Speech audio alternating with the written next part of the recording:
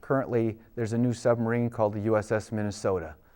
So I think they've gotten away from that, and frankly I'm not sure how they choose names now. Well, the USS Minnesota, there's been other ships named that throughout the years. Yes. It's not a new name. No, it's not.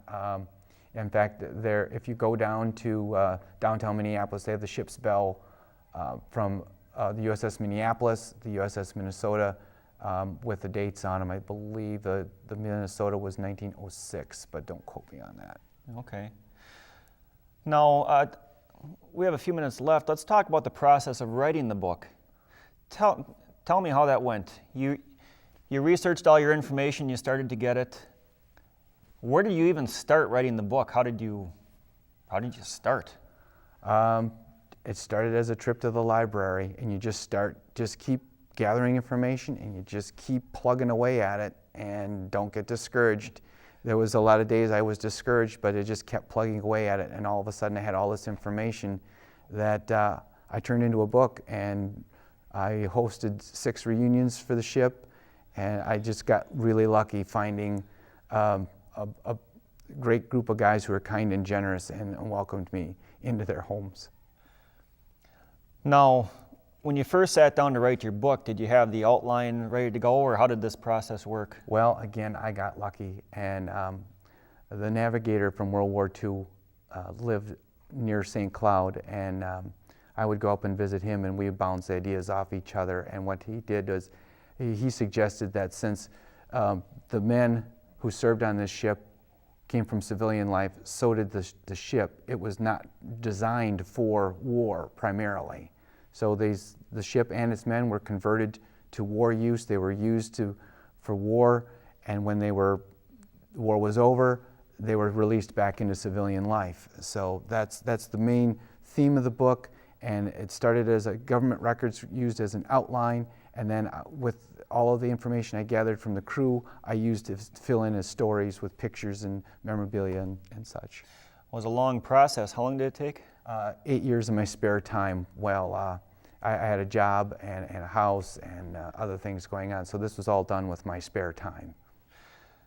So if somebody out there watching wants to write a book, what advice do you have to give to them? Well, you pick a topic that you can be passionate about, and just start gathering information. And the book publishing business has changed a lot in the time that since I've completed my book. There's so many more online resources now than there were 6-7 years ago. So I highly encourage you to find something, find your passion, and follow it. Just write it. Now, how about selling the book? I know you had to print, when you were in the process, you had to print your own books. You printed how many? 1,000. You printed 1,000 books.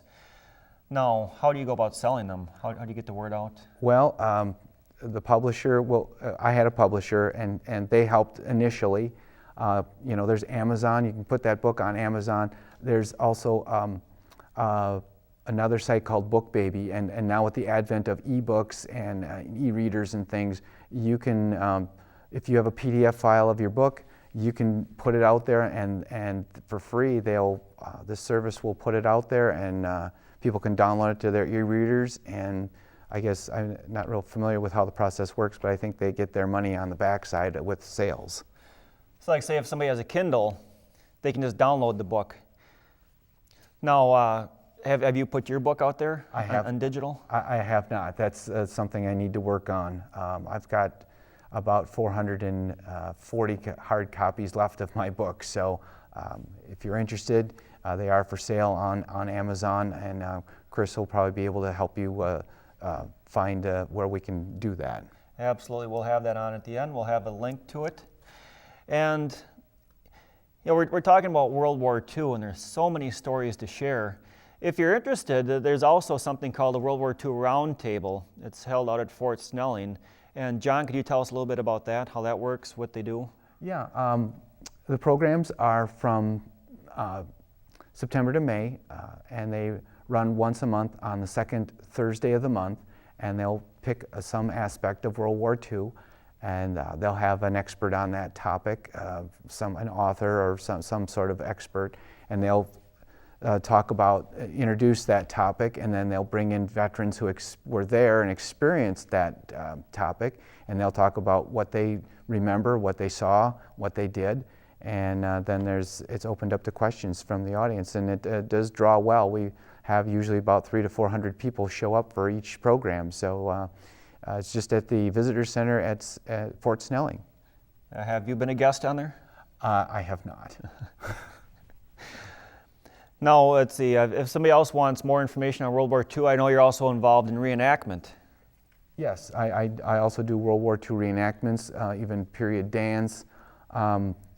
There's an event down in Farmington coming up in May, I believe, at Dakota City. And there's hanger dances all throughout the Twin Cities. There's one in Blaine and two in South St. Paul, right here, not far from the studio, at the Commemorative Air Force hangar, and their next dance is June 7th. No, it's also a museum down there. It's a World War II museum if you haven't been down there. We have the B-25 Miss Mitchell, which is an actual World War II plane that served over in North Africa and Europe.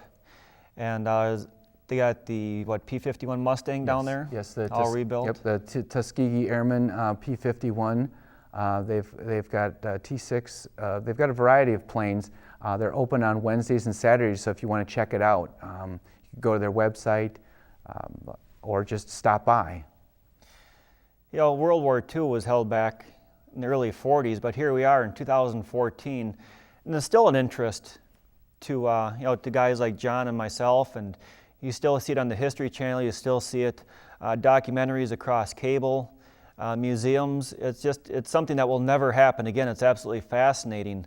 And there's a lot of great stories out there to read, whether it be John's book, you can do Tom Brokaw's book, The Greatest Generation. Really, there's a lifetime of information out there to explore for it, the reenactment.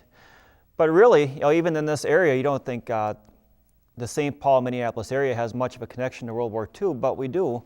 Down at the museum, which we were talking about, which is very interesting, you go down there and see the airplanes that were used, you see the equipment, and I think it's actually free. Is it free to get in? I think they do have a donation that's required to come in, but I think it's minimal. Okay.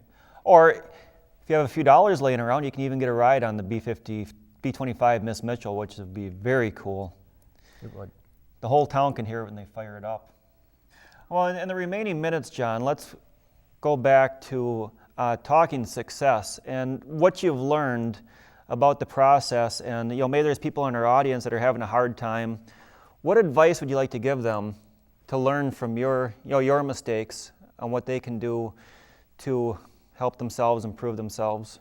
I think what I would, for me, I was lucky I found a mentor. Like I said, the man who wrote the foreword of my book, Les Ottman, was a great help. He was a great mentor. Obviously, he had a real interest in this. It was something that he participated in. So I guess that's what my piece of advice would be, to find a mentor and follow your passion. Nobody does it alone. Well, thank you for tuning in to another episode of Talking Success. Again, my name is Chris Solberg, and a special thanks to our friend John Strupp, who wrote a book on his dad's World War II ship called the USS Chiwawa. And if you're interested in it, you can find it on Amazon.com. John will autograph it and send it out to you. And the title of the book is King of the Oilers. King of the Oilers. We'll see you next time on Talking Success.